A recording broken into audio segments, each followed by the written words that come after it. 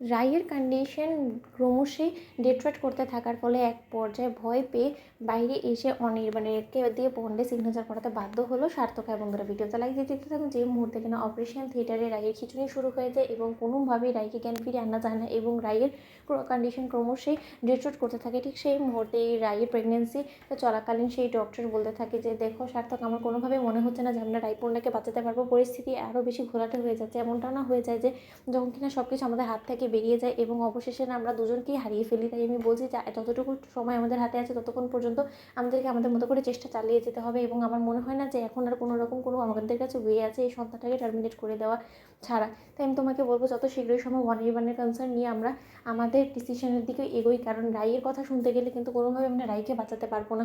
অন্যদিকে সার্থক operation theatre থেকে বেরিয়ে এসে যখন অনির্বাণকে বলতে থাকে যে অনির্বাণ দা, আমাদের কাছে সকল উপায় এখন শেষ হয়ে এসেছে, আমাদের দেয়ালে পিঠ ঠেকে গিয়েছে, আমাদের কাছে আর কোনো রকম কোনো অস্ত্র নেই যা দিয়ে কিনা আমরা রাই দিদিভাইকে সুস্থ করে তুলতে পারবো। একমাত্র আমাদের কাছে দরজা খোলা এটাই আছে যে অনির্বাণ দাদাভাই, তুমি যদি অনুমতি দাও তাহলে আমরা এই সন্তানটাকে টার্মিনেট করে দিতে চাই। কারণ যতক্ষণ পর্যন্ত রাই দিদিভাইয়ের পিঠে এই সন্তানটা থাকবে ততক্ষণ পর্যন্ত আমরা কোনোভাবেই রাই দিদিভাইয়ের প্রপার ট্রিটমেন্ট করতে পারবো না। এবং রাই দিদিভাই যতক্ষণ পর্যন্ত আমার প্রপার ট্রিটমেন্ট পাচ্ছে ততক্ষণ পর্যন্ত রাই দিদিভাই কোনো মতে সুস্থ সবল হয়ে উঠতে পারবে না। এবং দিনকে দিন রাই দিদিভাইয়ের কন্ডিশন আরও বেশি ডেট্রয়েট করে যাচ্ছে।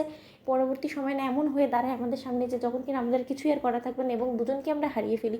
অন্যদিকে অনির্বাণের চোখে জল লেগে কাঁদতে থাকে এবং অনির্বাণ বলতে থাকে যে সার্থক, তুমি আমাকে বলো না এই মুহূর্তে আমার ঠিক কী করা উচিত, আমি তোমাদের মেডিকেল টার্মস জানতে চাই না। অন্যদিকে সার্থক বলতে থাকে যে অনির্বাণ দা, আমাকে খুব দুঃখের সঙ্গে বলতে হচ্ছে যে আমরা আমাদের মতো করে অনেক চেষ্টা করছি, কিন্তু তা সত্ত্বেও আমার মনে হয় না যে কোনোভাবে আমরা তোমার সন্তানকে বাঁচাতে পারবো এবং তোমার সন্তানকে টার্মিনেট করে দেওয়াটাই আমার মনে হয় যে আমাদের জন্য উত্তম সিদ্ধান্ত হবে। অন্যদিকে যখন অনির্বাণের মা বলতে থাকে যে সেটা এতক্ষণে বুঝে আর কি লাভ, অনি বলো তো, দুজনকে তো তুমি ঝুঁকের মুখে ঠেলেই দিয়েছো, এবার যদি রায়ের কোনো কিছু হয়ে যায় না, আমি তোমাকে বলে দিচ্ছি তোমার কোমরে দড়ি বাঁধিয়ে না ও তোমাকে ওরা হাতবাস করাবে, আমি তোমাকে বলে রাখলাম। কিন্তু সেটা আমি কোনো মতেই হতে দেবো না। ওদের উদ্দেশ্য সফল হওয়ার আগে আমি এমন কিছু করবো যাতে করে কিনা তোমার জীবনে কোনো রকম কোনো ঝুঁকি না আসে এবং তোমার জীবনে ঝুঁকি এড়ানোর জন্য আমার যা যা করণীয় সেই সব কিছু আমি করতে রাজি আছি। অন্যদিকে যখন অনির্বাণ ওর মাকে বলে থাকে যে মা, তুমি একটু চুপ থাকবেন, নাহলে বা তুমি এখান থেকে অন্য কোথাও চলে যাও, তুমি যখন ঠিক করে ফেলেছো যে তুমি এখান থেকে কোথাও নড়বে না, তাহলে বরঞ্চ তুমি একটা কাজ করো, আমার চোখের সামনে থেকে দূর হয়ে যাও, কারণ আমি তোমাকে জাস্ট সহ্য করতে পারছি না। আমার এই সময়টার মধ্যে কোথায় তুমি আমার পাশে থাকবে, আমার সিদ্ধান্তে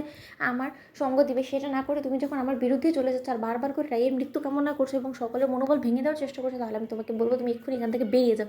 অন্যদিকে অনির্বাণের মা বলতে থাকে যে না অনি, তুমি আমাকে ঘাট ধাক্কা দিয়ে যতই বের করে দেওয়ার ব্যবস্থা করো না কেন, আমি তো তোমার সবসময় ভালোই চাই এবং আমি তোমার যে সবথেকে বড় শুভাকাঙ্ক্ষী সেটা তুমি হয়তোবা পরে অক্ষরে অক্ষরে টের পাবে। এখন তো তোমার মাথা গরম, তাই তুমি আমাকেই শত্রু বলে ভাবছো। তো বন্ধুরা ভিডিওটি ভালো লাগলে লাইক এবং শেয়ার করতে ভুলো না।